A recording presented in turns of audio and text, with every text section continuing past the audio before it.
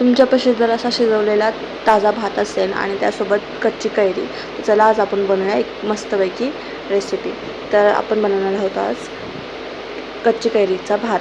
खूप छान लागतो. तर त्यासाठी तुम्हाला लागणार आहे कच्ची कैरी खिसलेली, थोडेसे शेंगदाणे, लसूण असेल तर लसूण, थोडंसं खोबरं आणि कांदा ऑप्शनल आहे, तुम्हाला जर आवडत असेल तर टाका. पण मला कांदा राईसमध्ये टाकलेला आवडतो आणि क्रिस्पी लागतो, म्हणून जास्त भाजायचं नाही, थोडासा कच्चा ठेवायचा. त्यामुळे मग त्यामध्ये आपण सगळ्यात पहिले शेंगदाणे भाजून घेणार आहोत. शेंगदाणे भाजले की मस्तपैकी कांदा परताय टाकायचा, त्यामध्ये आपण जिरे मोहरी टाकायची सोबतच आणि चांगला असा लालसर परतून घ्यायचा कांदा. आणि त्यामध्ये टाकायची मिरची, 4 मिरचींची स्लाईस करून टाकायच्या उभ्या उभ्या आणि त्या थोड्याशा परतवायच्या. आणि त्यानंतर त्यामध्ये टाकायचा किसलेला कैरी. ही कैरी आहे ना थोडीशी आंबट आहे, त्यामुळे मी थोडंसं त्यामध्ये साखर टाकणार आहे. तुम्हाला जर नसेल ना तर त्यामध्ये थोडीशी लिंबू टाका तुम्ही, खूप छान लागते.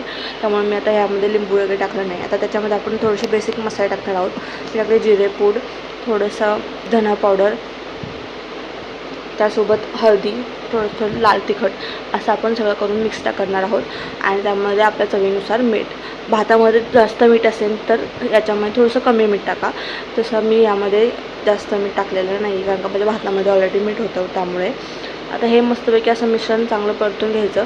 आणि नंतर त्याच्यामध्ये जे भाजलेले शेंगदाणे आहेत ते आपण आता टाकून घेणार आहेत. त्यामध्ये